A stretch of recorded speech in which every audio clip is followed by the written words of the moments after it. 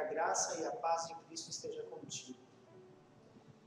Hoje falaremos um pouco da vida de um homem de Deus, cuja história se passa no livro de Gênesis, no Velho Testamento. E a Bíblia vai nos mostrar que ele era um homem justo, perfeito em sua geração e que andava com Deus. E seu nome é Noé. E com ele nós vamos aprender o que é ter intimidade com Deus. Gênesis, no capítulo 6, versículo 22, diz assim para nós: Noé fez tudo exatamente como Deus lhe havia ordenado.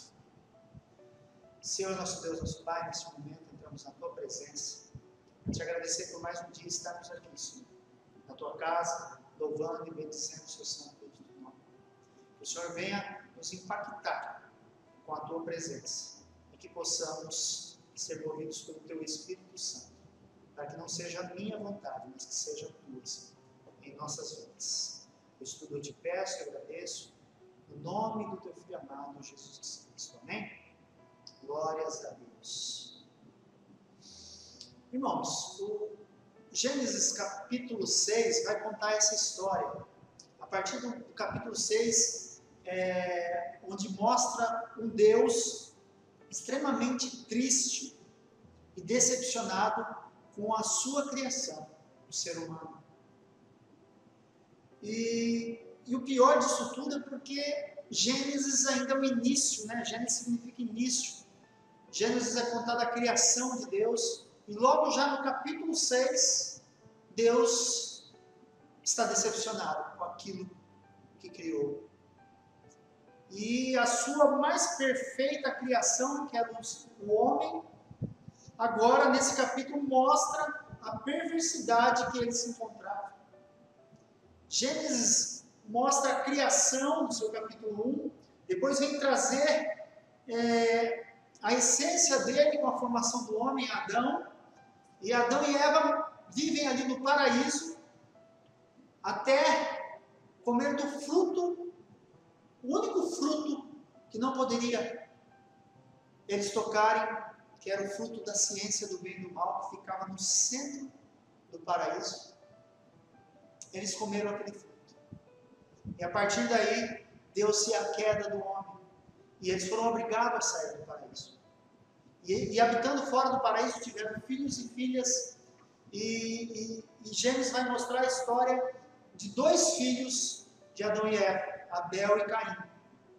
Onde mostra que Abel tinha sempre o melhor para apresentar a Deus, enquanto Caim começou a nascer dele uma inveja, de tal modo que ele veio a matar seu irmão. E aí sim a maldade começa a criar forma, a crescer, a reinar neste ambiente, até chegar no capítulo 6, que é o que nós vamos analisar hoje. O capítulo 6, no versículo 5, diz para nós: E viu o Senhor que a maldade do homem se multiplicara sobre a terra, e que toda a imaginação dos pensamentos de seu coração era só má continuamente.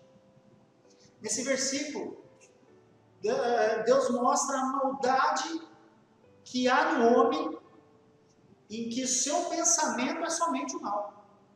Nesse ponto da história, o homem só pensa em fazer o mal.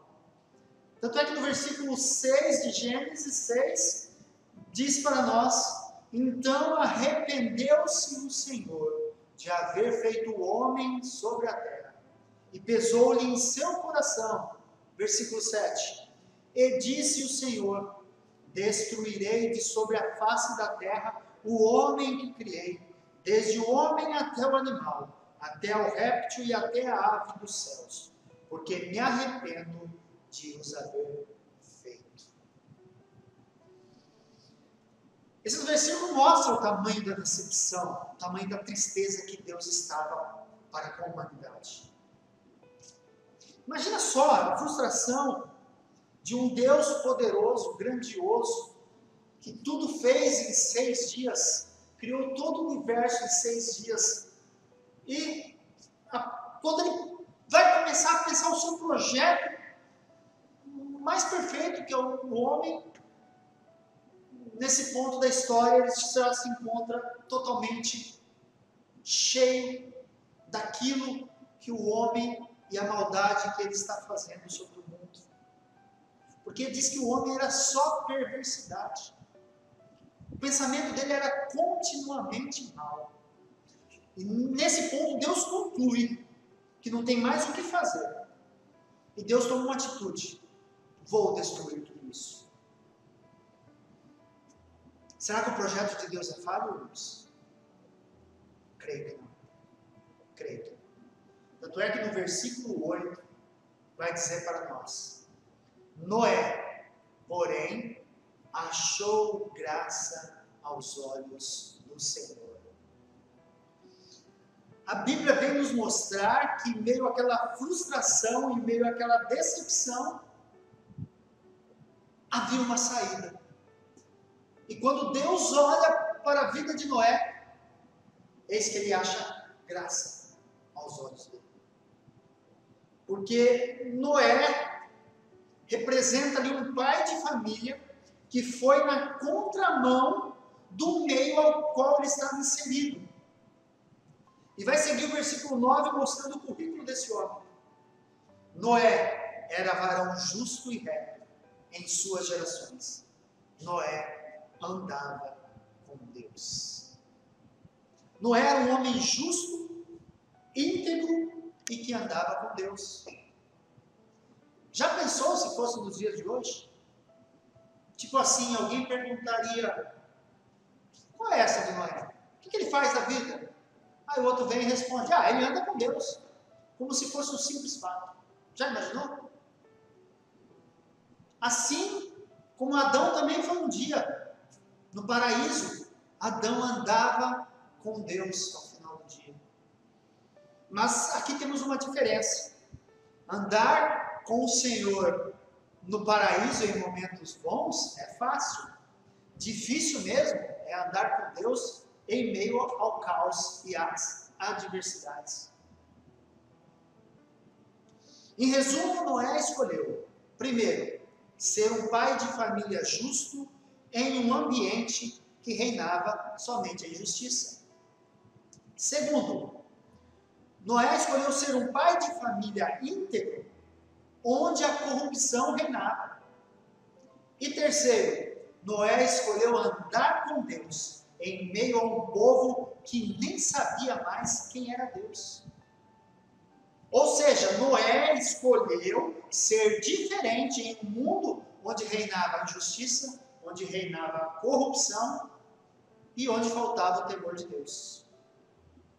Qualquer semelhança com os dias atuais será uma mera coincidência. Será? Mas Noé vem nos provar na Bíblia que o homem não é fruto do meio a qual ele vive, quebrando qualquer teoria marxista contemporânea. Mas sim, vem para dizer que o homem pode ser fruto da essência do seu Criador, porque nós somos feitos à imagem e semelhança de Deus. A partir do versículo 13, desse capítulo 6, do versículo 13 ao 22, vai mostrar que Deus começa a passar detalhes de como ele iria renunciar tudo. E que só Noé, o único justo em sua geração, juntamente com a sua família, seria o reinício do projeto de Deus na terra. E aí Deus começa a passar detalhes por detalhes de como a arca teria que ser construída, qual o material a ser utilizado, quais as medidas, comprimento, largura, altura, como deveria ser, todos os detalhes. E também diz que somente ele, Noé e sua família, juntamente com casais de espécies de animais, seriam salvos para recomeçar o projeto de Deus na terra. E aí que chegamos ao versículo 22 que lemos no início. Noé fez tudo exatamente. E essa palavra, temos que repetir, ele fez exatamente como Deus lhe havia ordenado. Mesmo desconhecendo o futuro, Noé teve fé o suficiente para fazer tudo conforme Deus tinha ordenado. Ele não mudou um ponto e nem acrescentou uma vírgula. Ele cumpriu todos os detalhes. Noé fez exatamente conforme Deus havia lhe ordenado. E mesmo em meio a uma sociedade corrupta e má de sua época, você pode imaginar, irmãos, o tipo de zombaria que Noé passou na sua época? Doido e maluco deveriam ter sido as palavras menos agressivas que ele ouviu. Como assim? Construir um barco com mais de 150 metros em terra firme? Chuva? O que é chuva? Só um detalhe. Até aquele momento da história não havia chovido ainda sobre a face da terra. Até os próprios filhos de Noé devem ter dito: pai, você está bem da cabeça? Mas mesmo assim, Noé fez tudo, mas tudo mesmo conforme Deus lhe havia ordenado. E sabe por quê, irmãos? Porque ele andava com Deus, ele conhecia os propósitos de Deus, e na base da fé, a fé que é o firme fundamento das coisas que se esperam e a prova daquilo que não se pode ver, Noé construiu, mesmo sem recursos para a sua época, mesmo sem ser formado em engenharia, ele construiu uma embarcação tão complexa, funcional e segura, que até os dias de hoje é usado como base para a construção de grandes navios cargueiros. Mas Noé conseguiu. Sim, ele conseguiu, somente porque seguiu à risca tudo conforme Deus tinha ordenado. Porque ele era justo, íntegro e, principalmente, ele andava com Deus. E andar com Deus aqui traz a palavra-chave desse tema, que é a intimidade. A vida de Noé para com Deus era uma vida de intimidade, um relacionamento íntimo. Mas como será que Noé, vivendo naquela época, conseguiu ser assim? Como devemos agir hoje para que possamos tentar ser como Noé? Oséias, no capítulo 6, versículo 3, diz para nós: conheçamos e prossigamos em conhecer o Senhor. É isto mesmo, é isto que leva à intimidade. Conhecer e conhecer mais e continuar a conhecer Deus. Quanto mais você anda com uma pessoa, mais você conhece ela. E quanto mais você conhece ela, mais íntimo você fica dela.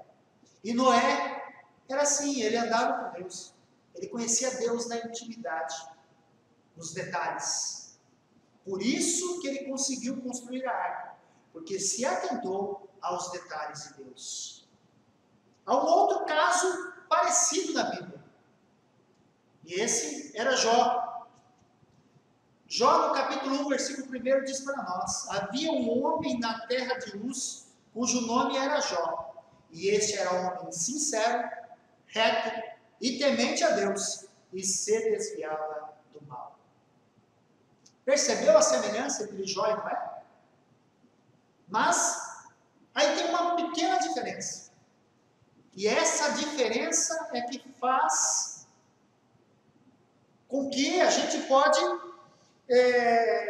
dizer que Noé era muito mais íntimo de Deus do que Jó. Por quê, irmãos? Olha o que diz: Noé era um homem justo, perfeito e andava com Deus. Já Jó era um homem sincero, reto e temente a Deus, que se desviava do mal. Tanto Jó como Noé eram retos ou justos, perfeitos ou sinceros.